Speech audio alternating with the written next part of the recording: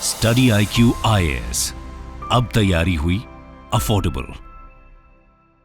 अगर मैं आपसे कहूं पृथ्वी पर जीवन जल ही से तो है, जल के बगैर पृथ्वी पर जीवन की कल्पना कर पाना शायद हम मनुष्यों के लिए नामुमकिन सा है। नमस्कार, स्टडी IQ की तरफ से मैं हूं भुवन झा और इस चर्चा में, इस डिस्कशन में हम नजर डालेंगे एक रीसेंट रिपोर्ट जो सेंट्रल वाटर कमीशन द्वारा पब्लिश किया गया। रिपोर्ट का नाम है assessment of water resources of India 2024। चलिए डिस्कशन की शुरुआत करते हैं और सबसे पहले नजर डालते हैं इस रिपोर्ट के की हाइलाइट्स के ऊपर। सबसे पहला पॉइंट अगर आप देखेंगे कि इंडिया का एवरेज एनुअल वाटर अवेलेबिलिटी, अगर हम 1985 से लेकर 2023 तक इसको मापें तो हम देखेंगे करीब करीब 2000 बिलियन क्यूबिक मीटर्स से ज्यादा है। अब इस रिपोर्ट में इंपॉर्टेंट क्या कहा गया है? Water availability has been assessed for all river basins in the country, यानी कि सारे रिवर बेसिन्स के लिए असेसमेंट हुई है except 3 river basins, Chenab, Jhelum और इंडस। अगर आपने इंडस वाटर ट्रीटी पढ़ा होगा तो आपको पता होगा कि CJI यानी कि चेनाब, झेलम और इंडस, ये तीनों इंडिया के कंट्रोल में नहीं है। इनका हमारे पास लिमिटेड अथॉरिटी है, लिमिटेड कंट्रोल है, ज्यादातर हमारे नेबरिंग नेशन के पास है और इसीलिए इनको इस सर्वे से बाहर रखा गया है। तीसरे इंपॉर्टेंट पॉइंट की तरफ बढ़ चलते हैं कि किन 3 रिवर बेसिन्स में सबसे ज्यादा वाटर अवेलेबिलिटी है। रैंक 1 पे है ब्रह्मपुत्र, उसके बाद गंगा रिवर बेसिन और उसके बाद गोदावरी रिवर बेसिन। ये रहे सबसे 3 जो सबसे ज्यादा हैं। और वो किन 3 हैं जिनमें रिवर बेसिन्स में पानी की अवेलेबिलिटी सबसे कम है? तो वो 3 हैं साबरमती, पेन्नार और माही रिवर बेसिन, जो बॉटम 3 में आते हैं। दोस्तों, जब हमने बेसिक्स देख लिया, अब आगे बढ़ते हैं और समझते हैं कि यहां पे जो कंपैरिजन है, जो प्रीवियस असेसमेंट हुए हैं, वो हमें क्या बतलाता है। ये जो रिसेंट रिपोर्ट है, इसमें नया क्या है? सबसे पहला जिस पे आप गौर करेंगे, current figures is higher than the estimation in 2019, यानी कि 2019 में जो सर्वे हुआ था उसके मुकाबले अभी हमारे पास ज्यादा पानी है। अब आपके मन में यह सवाल आएगा कि आखिरकार कैसे हो सकता है? अगर क्लाइमेट चेंज हो रहा है, पानी के सोर्सेज ड्राई अप कर रहे हैं, तो वाटर अवेलेबिलिटी बढ़ा कैसे? तो सिंपल रीजन है दोस्तों। इस बार हमने 2 बेसिन्स को, यानी कि 2 रिवर सिस्टम्स को एडिशनली इंक्लूड किया है। पहला कौन सा है? वो सारे जो भूटान से आते हैं और ब्रह्मपुत्र में मिलते हैं। फॉर एग्जाम्पल, मानस रिवर की अगर हम बात करें, या अमोंग चू रिवर की हम बात करें, वांगचू रिवर की हम बात करें, जो सारे भूटान से चल के आते हैं। सिमिलरली नेपाल से जो चल के गंगा रिवर बेसिन में मिलते हैं, उनको भी इंक्लूड किया गया है। फॉर एग्जाम्पल, कर्णाली, गंडकी, राप्ती, इन तीनों को इस बार इंक्लूड किया गया है इस सर्वे में। ठीक है, ये पूरा का पूरा PDF आपको लिखने की जरूरत नहीं है, ये मेरे टेलीग्राम पे अपलोडेड रहेगा। तो हम देखते हैं कि हमारा ओवरऑल वाटर अवेलेबिलिटी बढ़ा है क्योंकि हमने अपने सैंपल सर्वे में इनको ज्यादातर अब इंक्लूड कर लिया है। अब बात करते हैं पर कैपिटा वाटर अवेलेबिलिटी की। पर कैपिटा यानी कि पर इंडिविजुअल आपको कितना पानी अवेलेबल है। तो उसमें हम क्या देखते हैं, 2019 के स्टडी में हमारा पर पर्सन था 1486 क्यूबिक मीटर्स, और इस बार के जो सर्वे में 2024 में हम देखते हैं कि अब वो बढ़ के हो गया है 1513 क्यूबिक मीटर्स। तो आप सोच रहे होंगे कि चलिए भाई, पर आदमी को अब ज्यादा पानी का अवेलेबिलिटी है, ये तो बेहतर होना चाहिए।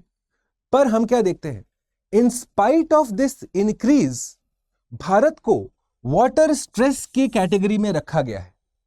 अब ये वाटर स्ट्रेस क्या होता है, कैसे मेजर किया जाता है दोस्तों?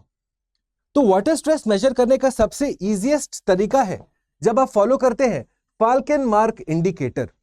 ये रिलीज हुआ था साल 1989 में, जिसके अंतर्गत अगर आपके पास 1700 क्यूबिक मीटर से ज्यादा पानी का अवेलेबिलिटी है पर पर्सन, तो यह कहा जाता था कि आपको पानी का स्ट्रेस नहीं है। अगर आप 1000 से 1700 के बीच में पर पर्सन क्यूबिक मीटर्स पानी दे पा रहे थे इंडिविजुअल्स को, तब कहा जाता था कि आप वाटर स्ट्रेस में हैं। 500 से 1000 के बीच में है तो आप वाटर स्कैर्स हैं, और 500 से कम है पर पर्सन क्यूबिक मीटर्स तो आप एब्सोल्यूट स्कैरसिटी में है। अब इस बार के सर्वे में क्या कहा गया है कि भारत के पास 1513 cubic metres per person water availability है, यानी कि स्ट्रेट फॉरवर्ड हम वाटर स्ट्रेस के कैटेगरी में आते हैं। ध्यान रखिएगा कि in spite of the increase of water availability per capita we still are categorised as a water stressed nation. अब अगर हम ग्लोबली देखें दोस्तों कि हमारा वाटर स्ट्रेस के बारे में क्या कहा गया है, तो हम देखेंगे कि straightforward we are among the most threatened या vulnerable countries due to water. ठीक है, क्योंकि हमारे पास पॉपुलेशन ज्यादा है, रिवर्स हमारे जनरली हिमालयन सोर्सेज पे है, मॉनसून डिपेंडेंट है, यानी कि क्लाइमेट चेंज के चलते जैसे जैसे आपके हिमालयाज के बर्फ पिघलेंगे, मॉनसून को हर साल में अब वेरिएबिलिटी आप देखने को मिलेगा, हर साल एक जैसा रेनफॉल नहीं होगा, जिसके चलते जो आपका 140 करोड़ का पॉपुलेशन है उसको आप पानी का अवेलेबिलिटी कैसे दिलाएंगे। इसीलिए भारत को हाई कैटेगरी या हाईली थ्रेटेंड कैटेगरी में इंक्लूड किया जाता है। शायद इसीलिए दोस्तों आप देखेंगे कि भारत सरकार ने बहुत सारे policies one after the another water management और वाटर सिक्योरिटी को लेकर लॉन्च किए हैं। फॉर एग्जाम्पल अगर आप देखेंगे नेशनल वाटर मिशन, जहां पे आपने डैशबोर्ड बनाया, वाटर कंजर्वेशन को लेकर अवेयरनेस फैलाया, वाटर मैनेजमेंट के बेस्ट प्रैक्टिसेस को इंक्लूड किया। ये हम क्यों कर रहे हैं? ताकि हम एक वाटर स्ट्रेस्ड नेशन से एक वाटर सिक्योर नेशन की तरफ जा सकें। सिमिलरली आप देखेंगे AMRUT Atal Mission for Rejuvenation and Urban Transformation 2.0, जिसके अंतर्गत आप यूनिवर्सल वाटर सप्लाई देने की बात कर रहे हैं 500 से ऊपर टाउन्स एंड सिटीज को। सिमिलरली आप देखते हैं जल जीवन मिशन, जहां पे आप हर घर को हर पानी का अवेलेबिलिटी देंगे, सप्लाई पानी का अवेलेबिलिटी देंगे। सिमिलरली नरेगा के अंदर वाटर का इंफ्रास्ट्रक्चर के डेवलपमेंट और क्रिएशन पे ध्यान दिया जाता है। सिमिलरली आप देखते हैं यूनिफाइड बिल्डिंग बायलॉज, जहां पे आप घरों के अंदर वाटर हार्वेस्टिंग टेक्निक्स या मैनेजमेंट को बढ़ोतरी देते हैं। तो ये सब जो आप पॉलिसीज देख रहे हैं, मैंने तो बस 5 इंक्लूड किए, पर बहुत सारे और पॉलिसीज हैं। तो इन पॉलिसीज का थ्रस्ट एरिया क्या है? अब चाहे प्रधानमंत्री कृषि सिंचाई योजना हो, ये क्यों हो रहा है? ताकि हम वाटर यूज के एफिशिएंसी को बढ़ा सकें। भूलिएगा मत, क्योंकि इवेंचुअली एज अ कंट्री हम हाईली डिपेंडेंट हैं हिमालयाज के ऊपर, हम हाईली डिपेंडेंट हैं मॉनसून्स के ऊपर फॉर आवर वाटर सिक्योरिटी। तो आपको अब मन में सवाल आएगा कि आखिरकार हमें वाटर सिक्योरिटी के लिए और क्या क्या करना चाहिए। अगर आप ट्रेडिशनल मेथड्स देखेंगे, traditional methods of water conservation या वाटर हार्वेस्टिंग, फॉर एग्जाम्पल आपने नाम सुना होगा आहर पाइन का, जो बिहार में इसका यूज किया जाता है। सिमिलरली बाउरीज राजस्थान में होते हैं, आप देखेंगे जाबो नागालैंड में, जिंग लद्दाख में। ये सारी जो ट्रेडिशनल वाटर हार्वेस्टिंग टेक्निक्स हैं, कूल हिमाचल प्रदेश में, सुरंगम केरला के स्टेट में। आपके अपने स्टेट में क्या वाटर हार्वेस्टिंग टेक्निक होता है, मुझे कमेंट में जरूर बताइएगा।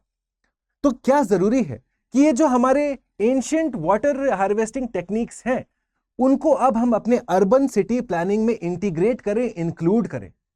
ध्यान रखिएगा कि एज अ बॉडी अगर आप एनालाइज करेंगे तो सेंट्रल वाटर कमीशन जो है वो एक तरीके से हमारा सरफेस वाटर का एनालिसिस करता है। जब हम ग्राउंड वाटर की बात करते हैं, जो हमारे सरफेस के नीचे दबा हुआ है, वो एक डिफरेंट बॉडी करता है दोस्तों। तो ग्राउंड वाटर मैनेजमेंट जो कि प्योरली डिपेंडेंट है मॉनसून्स के ऊपर, उसको भी अब हमें मैनेज करने की आवश्यकता है इन अ साइंटिफिक मैनर।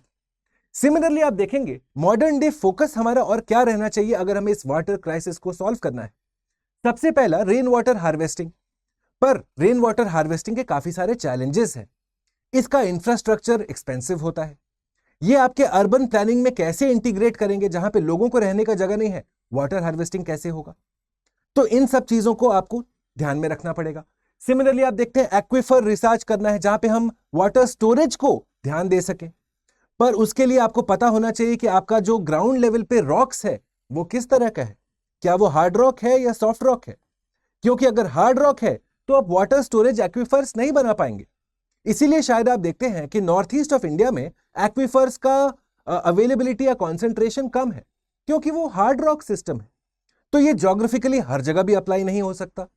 सिमिलरली आप देखेंगे वेस्ट वाटर ट्रीटमेंट, जो हम पानी लूज कर रहे हैं, क्या उसको हम रिसाइकल कर रहे हैं, रीयूज कर रहे हैं?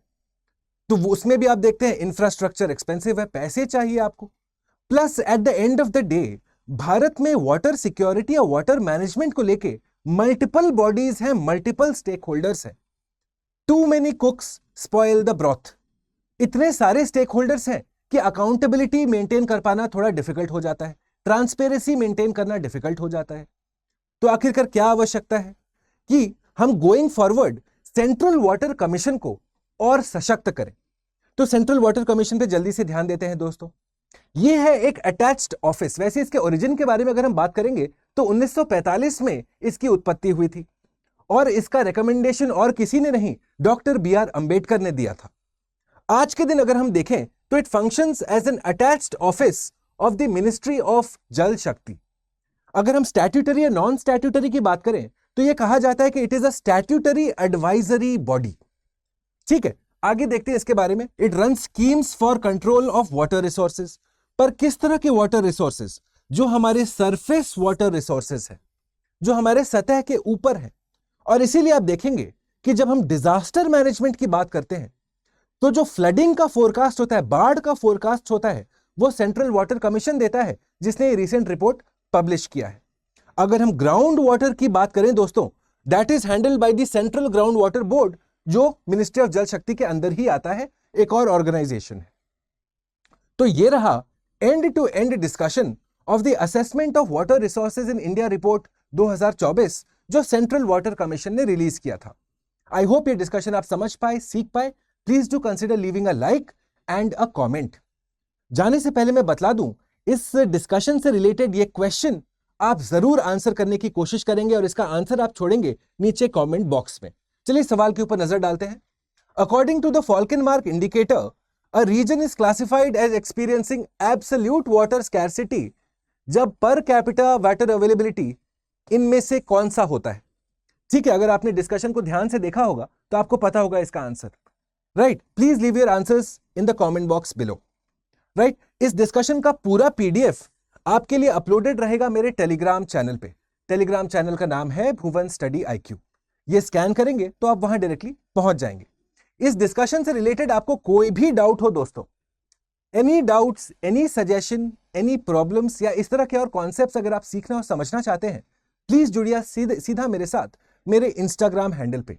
इंस्टाग्राम हैंडल का नाम है भुवन स्टडी IQ। ये स्कैन करेंगे तो आप वहां डायरेक्टली पहुंच जाएंगे। जाने से पहले जल्दी से बतला दूं कि 2026 के स्टूडेंट्स, आप लोगों के लिए ज्योग्राफी ऑप्शनल का जो पहला बैच है स्टडी IQ की तरफ से शुरू हो रहा है on the 20th of December. इसका ओरिएंटेशन क्लास 20 दिसंबर को 1 बजे से लेकर 4 बजे तक होगा, under my tutelage, under my guidance Bhuvan Jha. इस डिस्कशन में इस पूरे जो सिलेबस हमने प्लान किया है ज्योग्राफी ऑप्शनल का, इसमें आपको एक क्रोनोलॉजिकली पढ़ाया जाएगा, कॉन्सेप्ट क्लैरिटी के साथ। क्लासेस में हम नोट्स बनाएंगे, उन नोट्स में हम करंट अफेयर्स का इंटीग्रेशन करेंगे, क्योंकि अगर आपने प्रीवियस ईयर्स क्वेश्चंस देखा हो तो अब अप्लाइड क्वेश्चंस के ऊपर ज्यादा फोकस होता है। तो इस बैच के साथ जरूर जुड़ें अगर आप 2026 में सिविल सर्विसेज एग्जामिनेशन देने वाले हैं। वैसे तो ज्योग्राफी ऑप्शनल बहुत पसंदीदा ऑप्शनल है, स्कोरिंग ऑप्शनल है, लॉजिकल ऑप्शनल है। जब आप यूज करते हैं कोड BALIVE तो आपको 2 चीजें फ्री ऑफ कॉस्ट मिलेंगी। पहला NCERTs और दूसरा ऑप्शनल से रिलेटेड टेस्ट सीरीज आपके लिए इंक्लूडेड रहेगा जब आप यूज करते हैं कोड BALIVE। जो स्टूडेंट्स अब 2025 में अपीयर कर रहे हैं, जो अब प्रीलिम्स अब कितना 150 दिन भी नहीं रह गया, तो आपके लिए प्रीलिम्स मैं आपको सीधा सीधा बतला देता हूं is one of the biggest challenges of the UPSC examination. Prelims oriented पढ़ाई करने का अब सही टाइम है। अगर आपने साल भर मेंस ओरिएंटेड पढ़ाई की है, जैसे ही न्यू ईयर आता है अब आपको फोकस शिफ्ट करना चाहिए प्रीलिम्स की तरफ, क्योंकि कितने ही मेरिटोरियस हार्ड वर्किंग कैंडिडेट्स जो साल भर परिश्रम करते हैं वो प्रीलिम्स क्लियर नहीं कर पाते हैं 2 मुख्य कारणों की वजह से। पहला, उनके नॉलेज बेस में कोई कमी रह जाती है, यानी कि या तो उन्होंने NCERTs नहीं पढ़ा, या फिर एडवांस लेवल किताबें नहीं पढ़ी, या फिर करंट अफेयर्स को इग्नोर किया। और दूसरा स्किल जो आप में से काफी लोग इग्नोर करते हैं वो है क्वेश्चन सॉल्विंग। 2 घंटे में 100 MCQs लगाना, एक हाई डिग्री ऑफ एक्यूरेसी के साथ लगाना, ये एक स्किल है दोस्तों।